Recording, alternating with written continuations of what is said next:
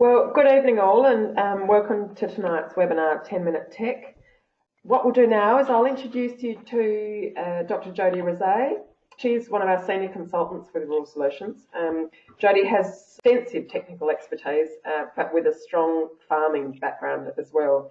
She grew up in the southeast on the family farm, undertook PhD studies on farming and public land on the northern tablelands of New South Wales, and now lives and works on a cereal livestock property in Central Peninsula. So I will now hand over to Jodie. Thanks, Pip.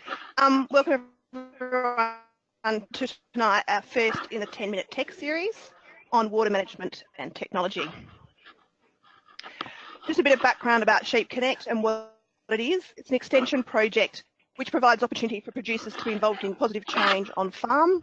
The program operates in both the pastoral and also in the agricultural areas of South Australia. You can find out more information about Sheep Connect at our website, sheepconnectsa.com.au, or you can follow us on Twitter at sheepconnectsa.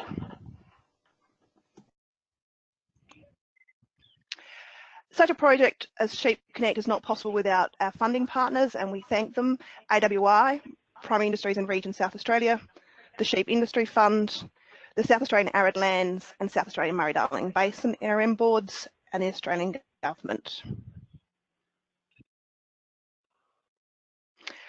We hold webinars the first Wednesday of each month at 8 o'clock, and our next one is scheduled for the 4th, and that will be presented by Dr. Elisa Matthews on the PIRSA Enhanced Abattoir Surveillance Program.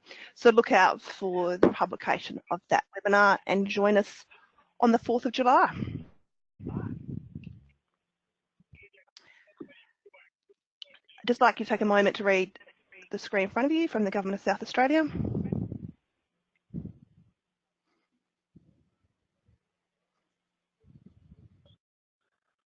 It's my pleasure tonight to introduce the first of the speakers, Cameron Young, who's the Managing Director from Farmbot. Thank you very much, Jodie, and thank you, Pip, for a great forum. And welcome, everybody.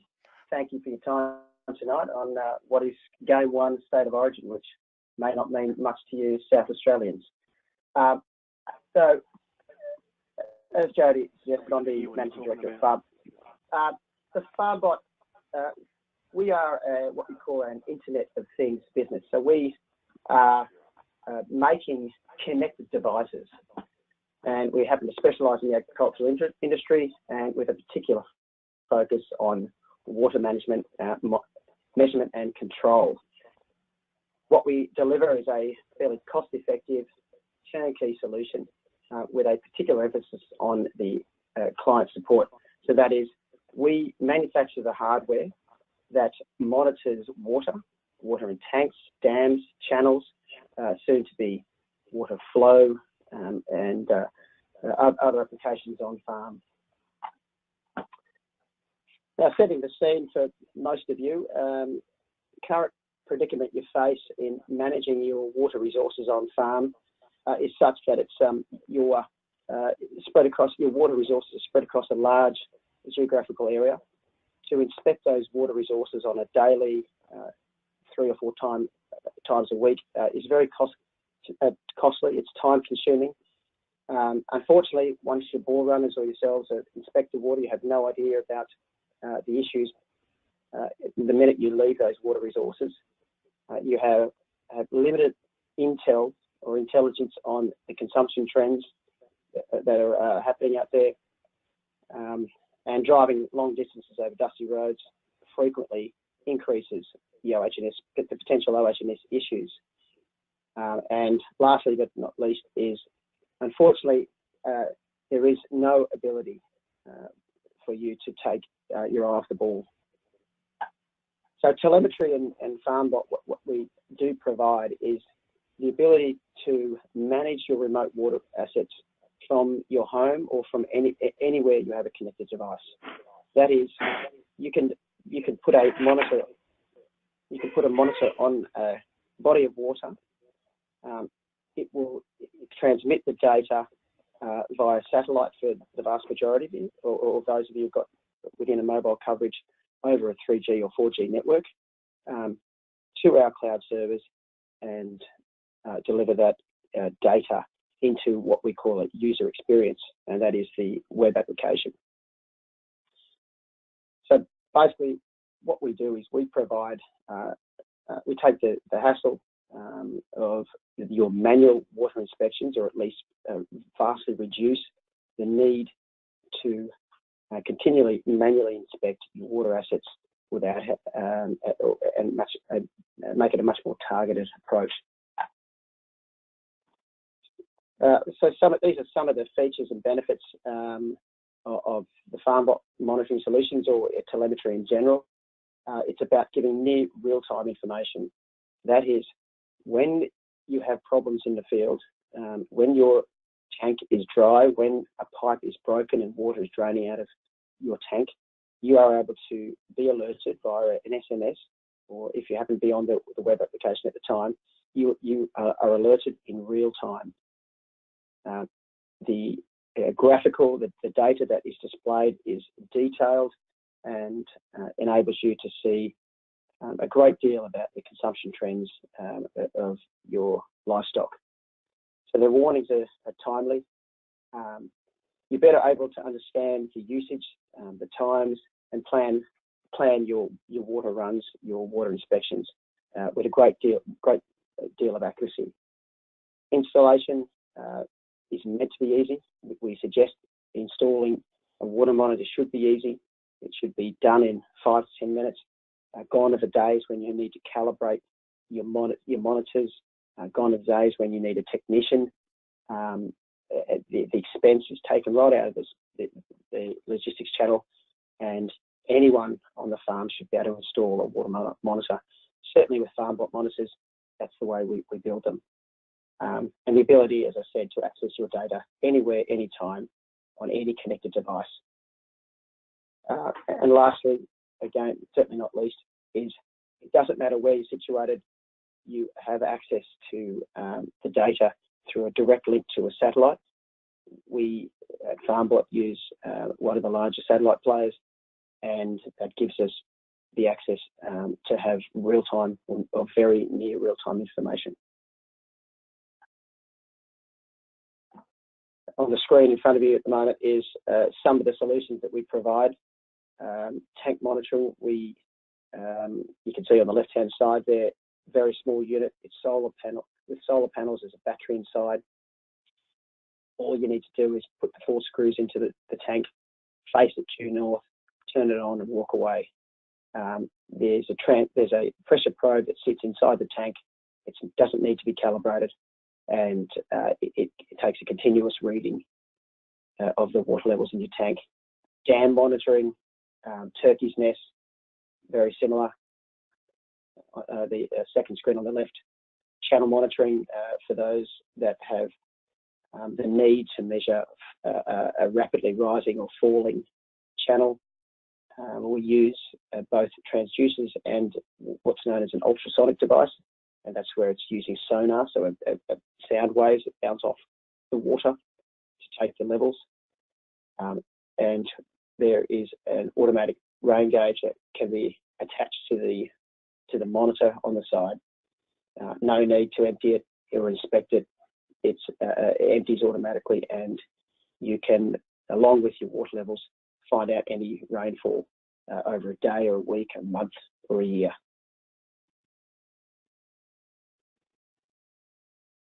Part of Farmbot's offering is around the service.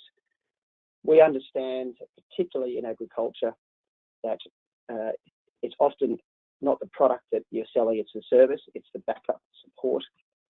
And for our clientele who are particularly keen on knowing what happens when technology fails, there still is a fair reluctance on behalf of many farmers to engage in technology, simply because when it fails, they don't know who to call, what to do, or the cost or expense that is involved in the fix.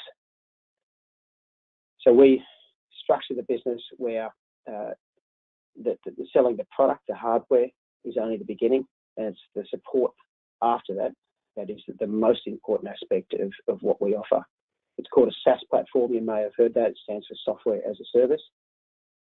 And we've had a particular focus on providing what we think is a very high level of service. When there's an issue, our algorithms and software within our system pick up the issue.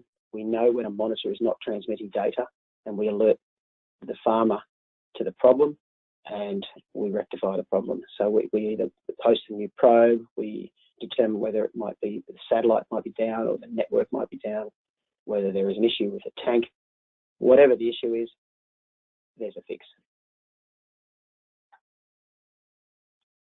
So moving to what we call the UI, or the user interface, and that's the web app that you engage with on your phone or the PC.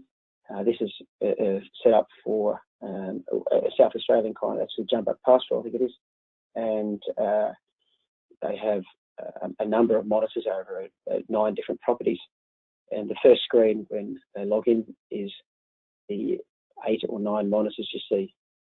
Basic information on the screen on each of their tanks, which has the percentage full, the direction of the water, whether it's draining or filling or flat, the value of that in centimetres of the tank, and whether or not there has been an SMS alert go out to the farmer, notifying them that the tank is at or low limit. Drilling down into that user experience, on each of the tanks, you're able to get a very detailed graphical representation of the water levels. From this particular screen, you can add multiple alerts. So on a particular tank, if you were worried that when the water level dropped below a metre or 80 centimetres, it might be notifying 2 people, with a secondary lower limit that could notify 5 people. From that screen, you can action it and acknowledge it, depending on who has seen it and depending on who is doing something about that. Also, on the top left-hand corner, you've got a little map. The client is able to click on that map and find out every monitor that is located on their property, and all the pins. You'll be able to see the water levels. Quick synopsis of where our monitors are. It's a little bit old, but we're represented in every state and territory, quite a few in South Australia, and growing pretty rapidly. This is what we're most proud of, and that's the feedback we get from our clients, the farmers, and we regularly assess ourselves by discussing the improvements we can make, and also certainly the things that we're doing well. You won't have time to read this testimonial, but it will, as I understand, the presentation we made available post this live webinar.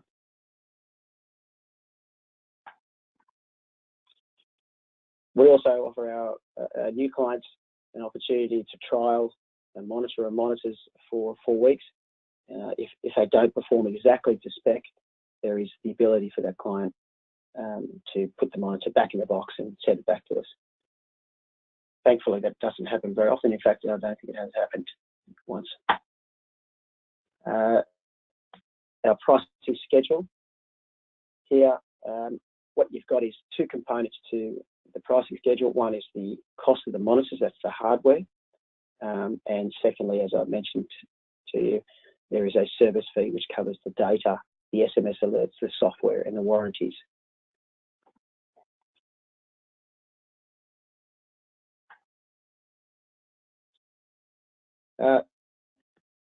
This is some of the additional sensors that we have in development at the moment.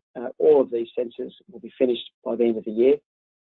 So at the moment, we offer a satellite or a 3G, 4G enabled monitor with an automatic rain gauge. We are currently in phase 2 of the phase 3 development program, developing flow monitoring capability, pump control, water quality, and a wireless electric fence monitoring. And we have started work on developing a camera functionality which we expect to finish over the course of this year or early next year. I think that's my time. Thank you very much for listening. I hope you have seen something of interest, and I would welcome any questions. Oh, that's great, Cameron. No, that's amazing. Very interesting. And we have got a few questions coming in. One of them being, can it automatically shut off the flow if you have water problems, like flooding or broken? Sure. Great question. What we will offer is with the flow monitors. There's a lot of hardware applications available in the marketplace. We're not developing the hardware that sits inside the pipe. What we will be doing is taking a pulse reading from that pipe into the monitor and then transmitting the data from the monitor into the user experience screen. So it's an interesting question, and yeah, that could be on version 2.0. I like it. The flow monitors is when you've got a level sensor and a flow monitor, it does give you a much deeper analysis of the levels and the water application. So yeah, I imagine it would be, because the pump control is about a bidirectional control, and that's sending an instruction to a pump, possibly that has been triggered via a level in a tank being breached. And so you can send instructions up and down. The ability to shut off a pipe could be one of those instructions. Okay, good. Thank you, Cameron. And what water qualities are you going to test is another one we've got coming in. Yeah, great question. In the initial phase, it would be around turbidity and alkaline. There is a myriad of other applications, other chemicals we could test, and it really depends on the area. We know that we had some interest in southeast Queensland from a mine that was fracking. They leaked benzene into the water table, and all the farmers in the region were particularly concerned around the benzene. So yeah, it will be specific to an area, and would be guided by the demand. Okay, thank you, Cameron. And with the alarm monitors in troughs, etc., can you pre-program them to go off at a certain level, and can it be more than just one level, if that kind of makes sense? Yes, it does. The answer is yes. You can set it off. You can have 3 different levels, and in fact, each level that's breached can escalate the number of people that receive the alarm, or what we call the alert. So level 1 might go to 2 people, level 2 might go to 4, and level 3 might be code red and go to 8. Brilliant. Okay. And so I suppose it's a very personal setup, but in smaller farming areas that aren't perhaps as pastoral as the one like Jumbuck Pastoral, do you have more sort of trough sensors than tank sensors in a smaller farming enterprise, or is it purely a personal preference? It's a personal preference. We've, by number of clients, the majority of our clients are smaller farmers, and I'd say smaller, sort of 5,000 acres or less, or even a lot of them are absentee farmers. So they might live in the city or a city and travel there on the weekend, and they might just have a one water resource. So yes, under those scenarios, it's perfect for one.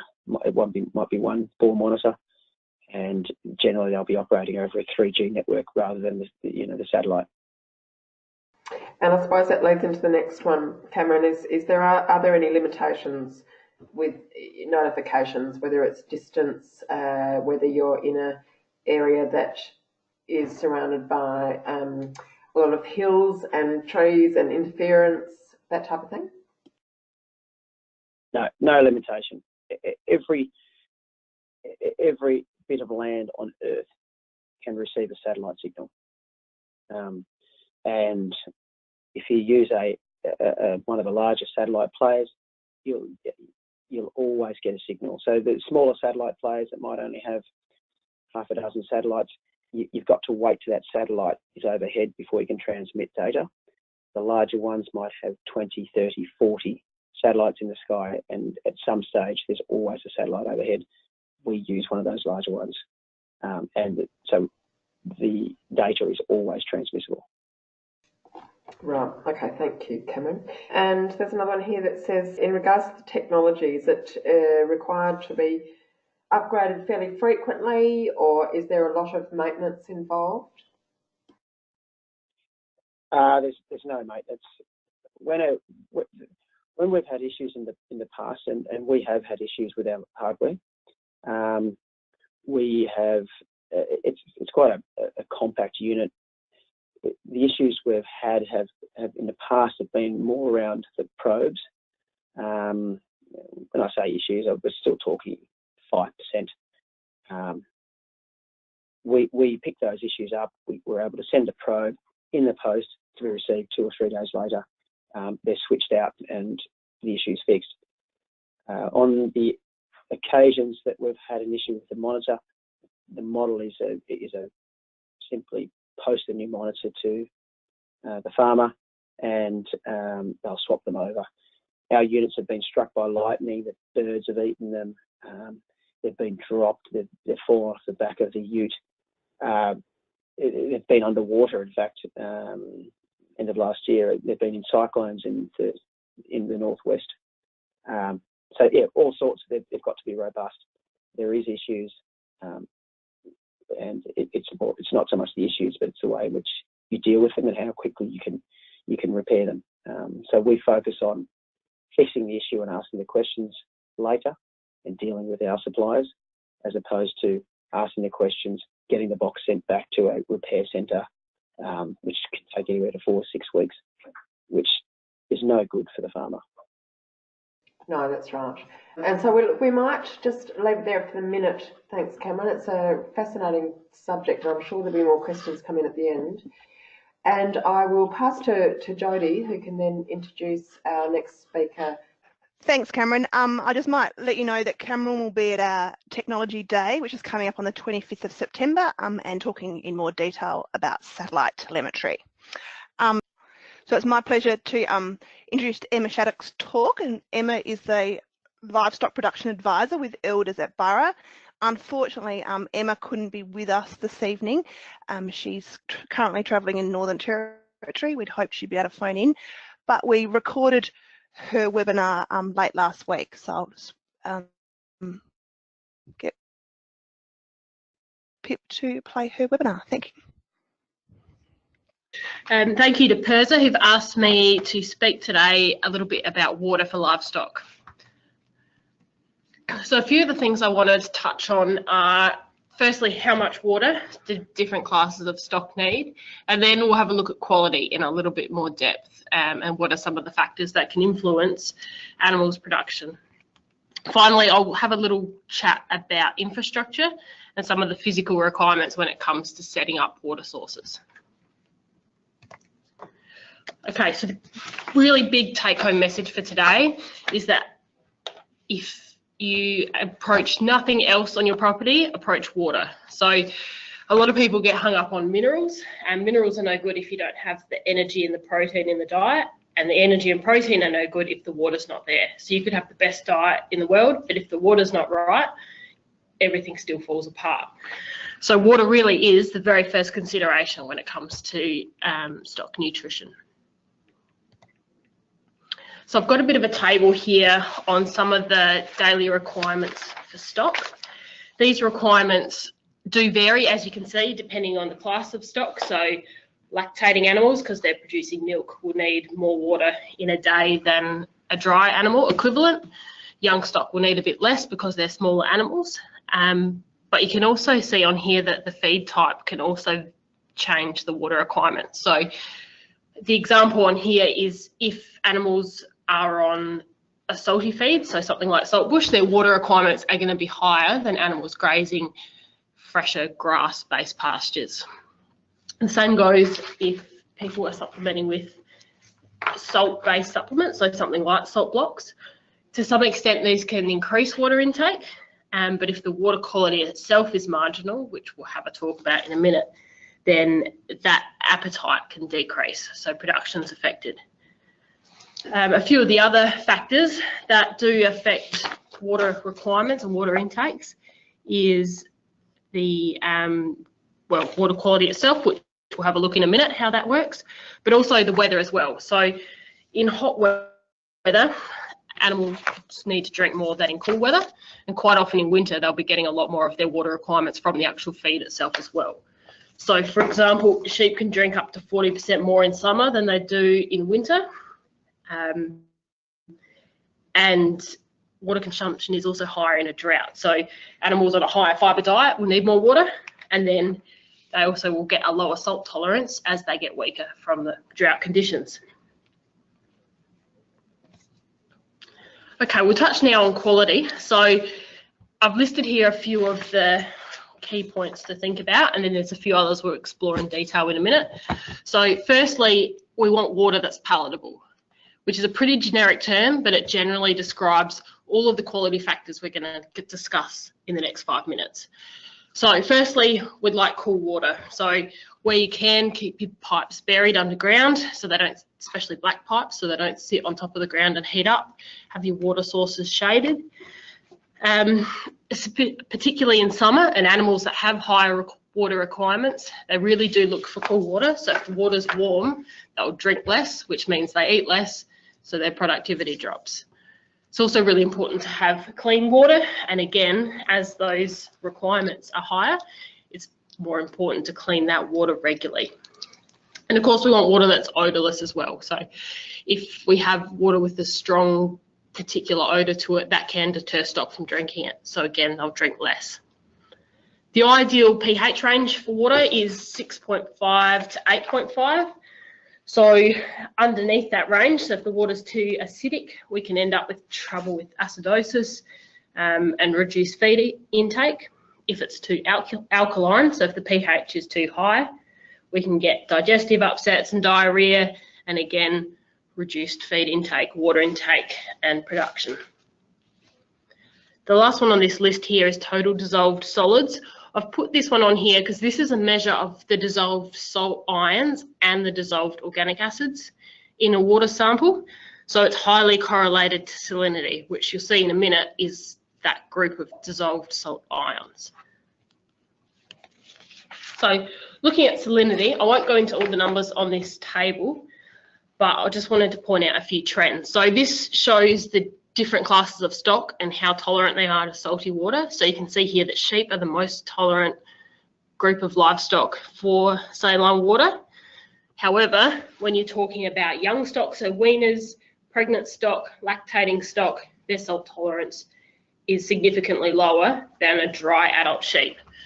So that's something to keep in mind as well. And if you've got a block with variable water quality, is putting the sheep who are more sensitive to that salt level on the better water.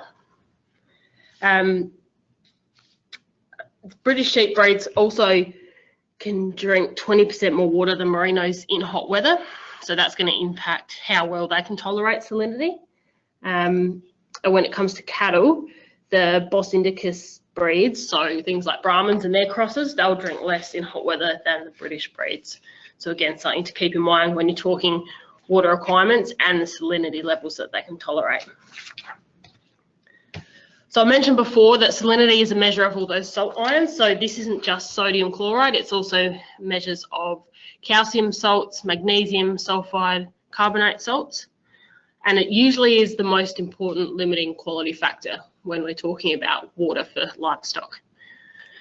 So I think we've touched on this before, but the symptoms you can see with animals on high saline water is, to start with, a reduced appetite, often goes hand in hand with reduced desire to drink that water.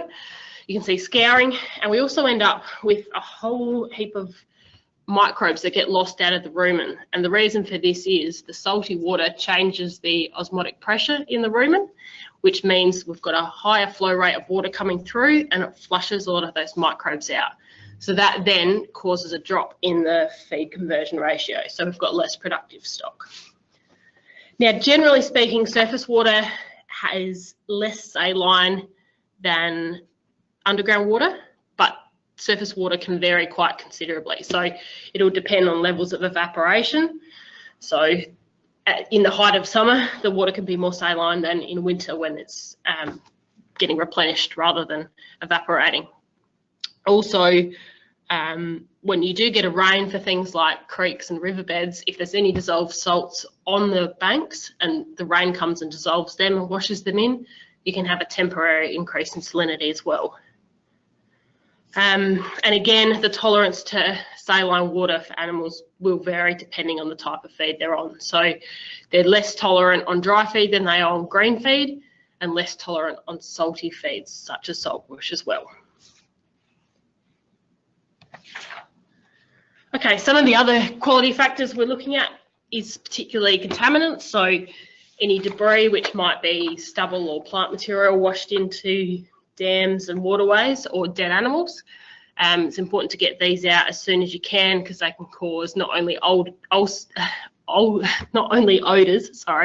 but also increase the risk of salmonella in livestock as well. All the heavy metals, we want to try and stay away from them. So they're things like your arsenic, lead, mercury, zinc, fluorides, and also your pesticides, so any cropping chemicals, which is important where you've got dams in cropping areas and there's a lot of runoff. Magnesium, calcium and sulfate levels are also quite important, and especially any of your nitrogen fertilisers. So it's really important to never reuse any chemical containers for stock water. I've seen a good example of this where I went out to a place and someone had reused, like drained a nitrogen fertiliser, liquid nitrogen fertiliser tank, filled it up with water for the feedlot, and those animals consequently got nitrate poisoning, which in a nutshell means they suffocated and died. So it can cause quite significant losses with some of those contaminants in there. The other one on the list is algae. So not all algae is toxic to livestock. It can deter them to drink if you've got troughs that are quite blocked up. And it can cause blockages in your pipes and bits and pieces like that. But the main point with algae is if you've got blue-green algae, which is toxic to livestock. And even after you've treated a waterway, say a dam or a trough, that algae can release toxins as it dies. So the water's still unsafe for at least another 2 or 3 weeks after that.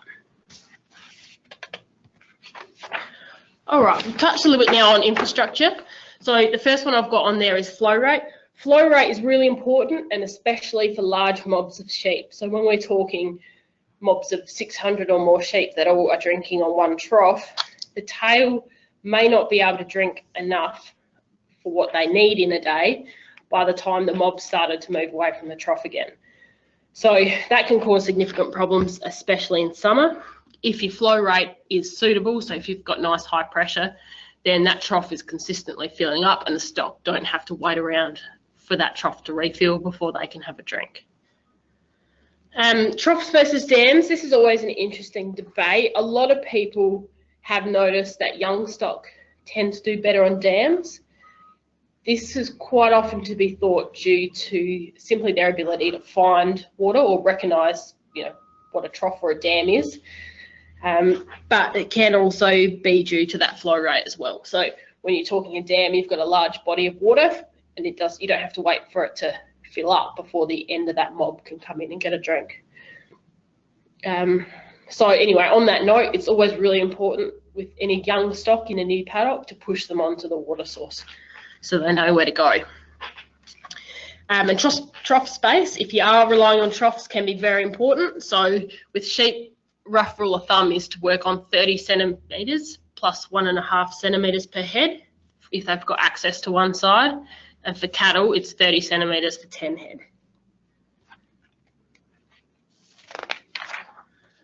Watering points is the other one that quite often can get looked over. So especially when their water requirements are high, livestock tend not to graze too far from the watering point. So, for example, if you've got weaners on a loop and stubble in summer, 500 metres is about as far as they'll go effectively, so they can still come back in for water. What this means is, depending on the shape of your paddock, the position of watering points such as troughs is really important. So if you have a long, narrow paddock, for example, and the trough in one end, the sheep are really going to only effectively graze that half closest to the trough. Whereas if your paddock's more of a square shape and the trough's more in the middle, then they're going to effectively graze most of that paddock. So that does make a big difference. Also the number of watering points. So animals on dry feed, which have the higher water requirements, and in a paddock of say 100 hectares or bigger, you really need at least 2 troughs or a portable trough that you can move around to get that effective grazing. For pastoral areas, the grazing radius tends to be a fair bit larger, so 2.5 k's for sheep and 5 k's for cattle. So just before we finish up, I do want to have a quick chat on strategies if you do have poorer quality water. So the first one, which we discussed a little earlier, was stock allocation. So putting your more susceptible livestock, lactating ewes, lambs, pregnant ewes or cattle, onto the better quality water, and then running your dry stock on the poorer quality water. That can be one strategy that can help where you've got variable water sources. Also the feed type as well. So if you know your water does have some salinity issues and you've got the ability to modify your pasture, try to get something that isn't too high in salt and pick supplements that aren't that high in salt as well, so they complement each other. And also I've seen some properties where they'll actually mix different sources of water and shandy them together, either through a pipe or into a tank, to try and dilute that, mainly salinity levels, but also dilute a few other minerals as well with the stock. Thanks. That was the presentation from Emma. It's now my pleasure to introduce Peter Whittlesea from Mount Ebor Station. And Peter's going to talk about his desalination plant. So I'll hand over to Peter. Yeah, hello to everybody. I'll just give you a little bit of background stuff first in regards to Mount Ebor Station. Is just for ease of where it is, I suppose, is the middle of South Australia, or where the geographical centre of South Australia's on our place. And it was good to listen to some of Emma's stuff there too. Our water levels sit in that high, or in the middle to the high end of all of that. So our best ones, I'd probably talk in parts per million rather than ECUs, I think, or I'm not exactly sure the technology or the term she was quoting there, but we're 3,500 parts per million is our best, which is here at the house, and then we go up to 11 or 12,000 parts per million, which is pretty much unusable water for the stock side of it. So yeah, that gives you a bit of background of where exactly we are. It covers a large pastoral area, and it's a bit of size to the place. Now the desal setup, we're 2 years into this process, so I'll give it a crack at trying to explain and talk to the picture, which hopefully you've all got up on your screen there in a minute. There's a little company called Pure Drop Desal, which operates out of Victoria. It just happened that my father, who is, if you can believe this, 77, and read the Weekly Times, an article in regards to it, this setup had been a cheap and easy desal thing, which is usually the power and the cost of desal is the big negative thing, whereas this setup is relatively cheap compared to a lot of desal operations. Anyhow, I had a phone number in this article in the Weekly Times, which I rang to try and get our water back to, I guess, well, we've actually got it back to drinkable water now. I'm drinking it now, so it's all, it has done the job, but it's taken me 2 years to get to this point. So the guts that we started off with trying to get a grant to help us get over the process, because the water, we were hoping to lower some of our salt levels in some of our stock around the house, holding areas around the house here, especially when we'll move in through shearing and we'll have large mobs up to sort of 7,000 to 10,000 sheep come in on the main homestead area and the holding paddocks here, and they all drink a lot of water in a hurry, and they're under stress, having walked probably the furthest outer parts of the station are sort of 60 k's out. So some of those animals have walked the 60 k's over probably a week or more to get them in close enough here. So they're under a relative amount of stress already by the time they get here. Then we add that with salty water, and it puts the whole job under a bit more stress. So the guts of the plan was to try and get that water, lessen the salt level as much as we possibly could. So we started off applying for grants to be able to do that. We were unsuccessful in the couple of grants we went for, and then we've decided to go ourselves with the guts of it. So I won't try to bore you. I'm a bit Scroogey probably in some of the money fronts at times. So everything's got to have, I'm looking for a result, and then we've got to try and do it with the best monetary part of it, or the payback period, as quick as we possibly can, or as good as we can. But at the end of the day, without compromising the result of what I want to get to. So the aim was pretty clear, to try and lower the salinity here at the house. So that's the guts of where we started. What you see in the picture there now, I'll start talking to that, was all freighted to me. The guts of what you're looking at there is about $8,500 worth. And I'll go through some issues I've had with all. I've had to swap a few things around in the 2-year period, but I'm comfortable enough of where that sits now. So it's fed by 2 sources of water. There's a bore here that the house, which is lacks any quantity of water, but the quality for this area is quite good at 3,500 parts. And then there's another bore that we feed further away into the same system, which is at about 6,500 parts of salt. We've had to supply the water tests to Pure Drop in regards to setting the machine up. So they've had a full water test of the quality there, and then the machine was sort of set up to suit both amounts of water. When we can, we try to operate on the lesser amount, the better quality, so it turns out more supply for us. But with both of those amounts, we're turning that water into drinkable water here at the house. The starting point is at that bore at the house. It pumps into a settling tank, or a tank that settles. We've had some iron issues, which I've worked out over time, which I might touch on a bit further down the track here. But so that the process there is it's pumped out of through a submersible pump to the surface into the settling tank, and then we suck from the top of that tank with a little pressure pump. That pressure pump feeds, which is about 300 metres away from the picture I'm showing you here. That feeds into this system. It's a little 0.5 kilowatt. Actually, what I should have also pointed out is we're operating purely on solar and generator power here. We have got no mains power, so it's all solar and generator and a big set of batteries at the homestead here. So the motors are relatively important to my setup, so we're not using too much power. So it's a 0.5 kilowatt motor that pushes up to the system here now.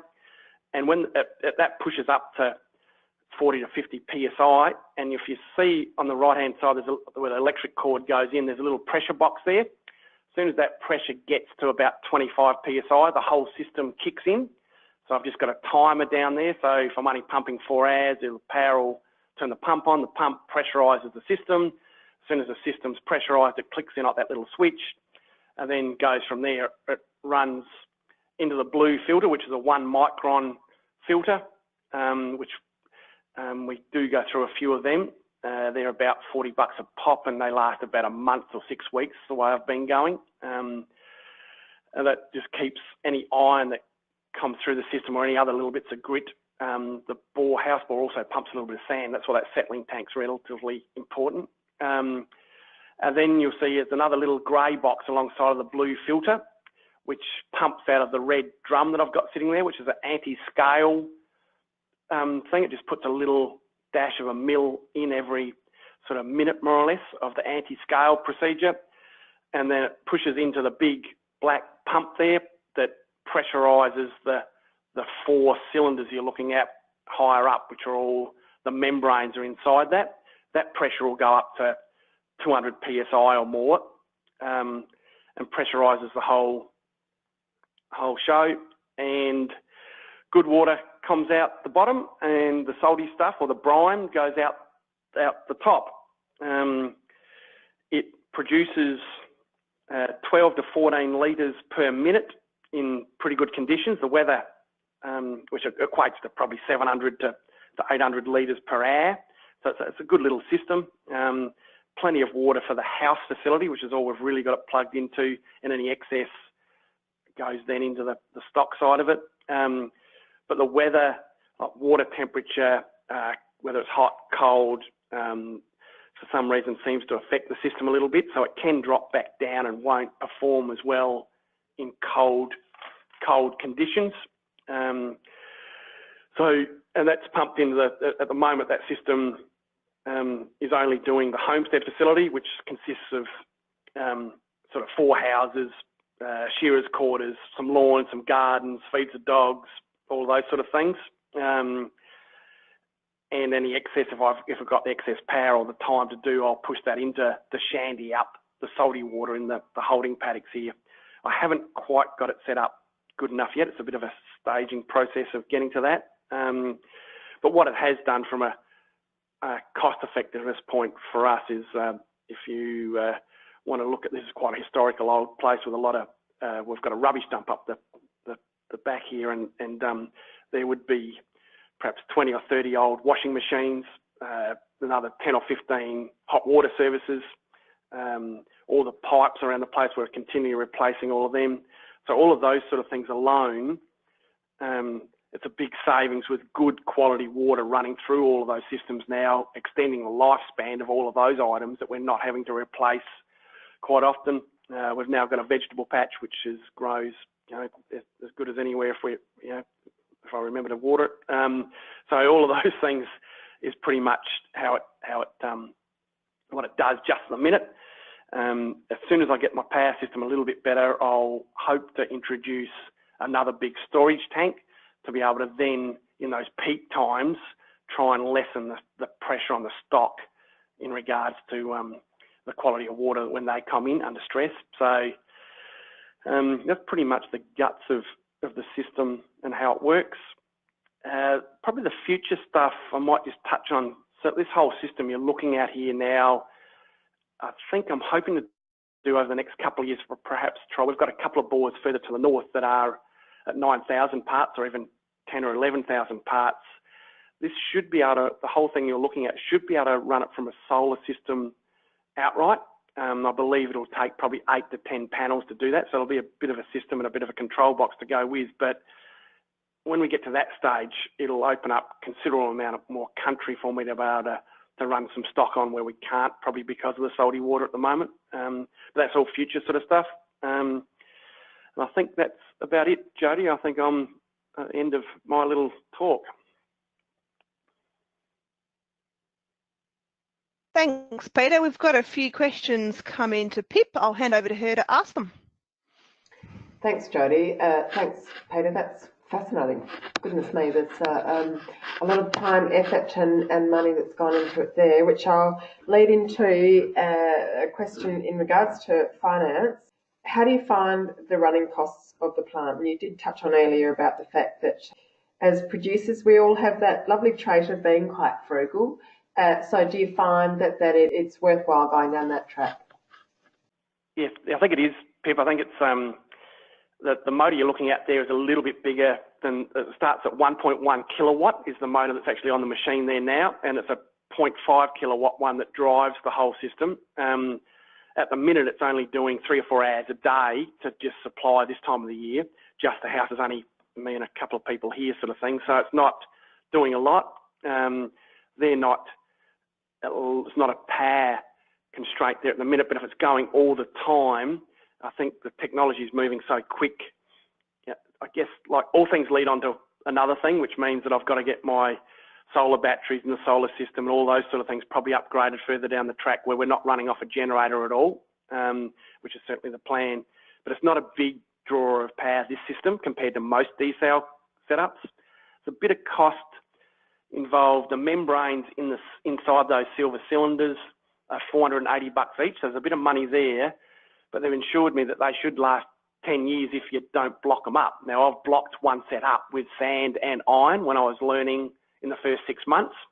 So I've done a little bit of dough in on that, but look, if it's done right, that shouldn't have happened. And then you've only got the filters on that little blue canister, which are about 35 to 40 bucks a pop, I think they are. So they're not a massive cost, and you go through one of them every sort of 6 weeks. So that answer the question, Pip?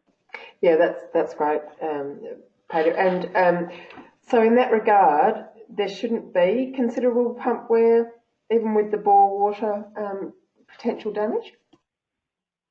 No, he's insured me. It's all galvanised. All the cylinders are galvanised. There's no, it's early days. I'm only 2 years into this, and I've had some teething issues getting to it at this point in time, but he's quite confident I'll get 10 years out of the unit you're looking at there now without any major dramas. Now, I think that will depend on that Grundfos pump. If I was to go 24/7 with it, like as in every day it won't last.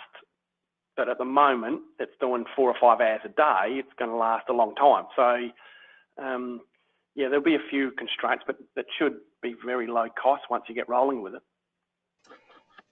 Thanks, Peter. And in regards to piping, do you have to take into consideration sort of elbow joints and that type of thing is in placements and in regards to efficiency? Does that make any difference?